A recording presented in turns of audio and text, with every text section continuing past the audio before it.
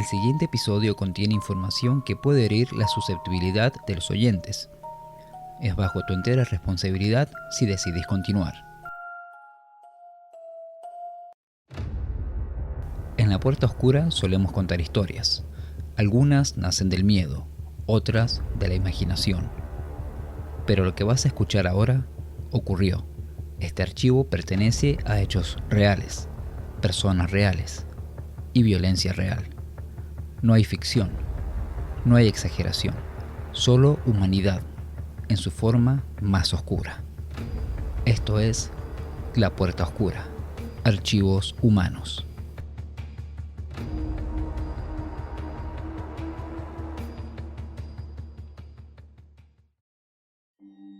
El archivo de hoy, el asesino del Zodíaco. A finales de los años 60, el norte de California se convirtió en el escenario de una de las cacerías humanas más frustrantes de la historia penal. Mientras otros criminales se escondían en las sombras, este hombre buscaba las luces de los reflectores. No solo mataba, sino también jugaba. Enviaba cartas burlonas a los periódicos, diseñaba criptogramas indescifrables y desafiaba a las mentes más brillantes de la policía. Se autodenominó el Zodíaco. Su sello, un círculo cruzado por una cruz, la mira de un arma apuntando a la sociedad. Oficialmente, la justicia le atribuye 5 víctimas mortales y 2 sobrevivientes. Él, en sus delirios epistolares, reclamó 37. Hoy abrimos los archivos para reconstruir los pasos del asesino que congeló su misterio en el tiempo. Todo comenzó en diciembre de 1968, en Venecia. 2 adolescentes, David Faraday y Betty Lou Jensen, estacionaron en un descampado frecuentado por enamorados. No hubo advertencias, solo ráfagas de disparos en la oscuridad. Fue el primer ataque confirmado del Zodíaco. 7 meses después, en julio de 1969, la escena se repitió en Vallejo. Darlene Ferrin y Michael McGeough fueron emboscados en su auto por un hombre armado con una linterna potente y una pistola. Michael milagrosamente pudo sobrevivir y logró dar la primera descripción del atacante. Un hombre blanco, corpulento, de cara redonda. Pero lo más escalofriante ocurrió 40 minutos después del ataque. El mismísimo asesino llamó a la policía desde un teléfono público para adjudicarse el crimen y también el del año anterior. Pero el sadismo del Zodíaco no tenía límites. En septiembre de ese mismo año, bajo el sol de la tarde en el lago Beirreza, el asesino llevó su teatro al extremo. Se presentó ante Brian Hartnell y Cecilia Shepard, usando una capucha negra de verdugo que le cubría hasta el torso, pintado con su famoso símbolo en el pecho. Los ató y los apuñaló brutalmente. Antes de huir, caminó hacia el auto de las víctimas y con un marcador escribió en la puerta las fechas de sus ataques anteriores. Cecilia murió. Brian sobrevivió para contar la pesadilla. El terror llegó al corazón de San Francisco en octubre.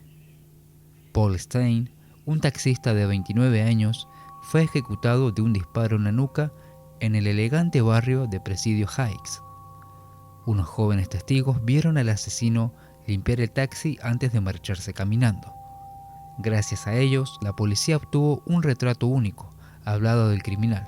Un hombre con anteojos de marco grueso, alto, corpulento, de tez blanca y pelo castaño. Este sería su último asesinato confirmado, pero el inicio de su guerra psicológica.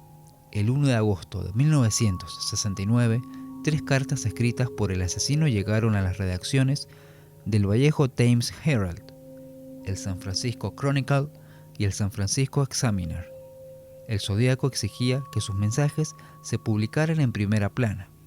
Si no lo hacían, amenazaba con matar a una docena de personas ese mismo fin de semana.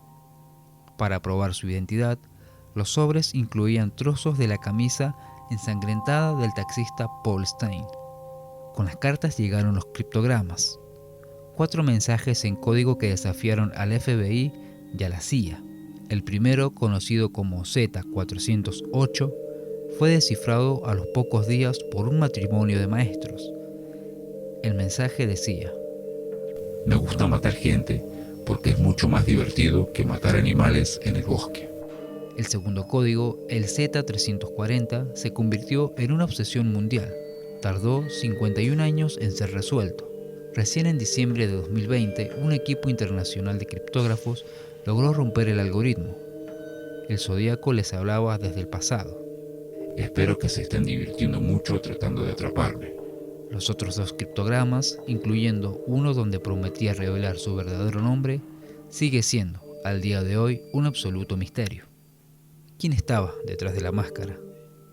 La policía investigó a miles de sospechosos, pero uno solo encajó de manera casi perfecta: Arthur Leigh Allen. Allen tenía un reloj de marca Zodiac, cuyo logo era idéntico al del asesino. Usaba botas militares del mismo talle y modelo que las huellas encontradas en la escena del lago Biarritz. Su historial psiquiátrico era oscuro y sus conocidos afirmaban que hablaba de cazar personas. Sin embargo, la ciencia le cerró el paso a la justicia. Sus huellas dactilares no coincidían con las del asesino. La caligrafía fue descartada por los expertos y los análisis de ADN parcial realizados años más tarde no arrojaron ninguna coincidencia. Arthur Leigh Allen murió en 1992, sin ser procesado. A principios de los años 70, las cartas cesaron. El Zodíaco simplemente se desvaneció, dejando detrás de sí un rastro de sangre, frustración y preguntas sin respuestas. Casi 6 décadas después, el caso permanece formalmente abierto. El hombre que buscaba la inmortalidad a través del pánico colectivo logró su cometido: congelar su nombre en la historia del crimen. El asesino del Zodíaco sigue siendo un fantasma sin rostro, una sombra que demostró que, a veces, los monstruos más peligrosos se esconden a plena vista. Esto fue Archivos Humanos, en la Puerta Oscura. Historias reales, personas reales, hechos documentados. Casos donde la violencia no es ficción, ni metáfora, es humana. Estos archivos existen porque ocurrieron y siguen abiertos en la memoria criminal.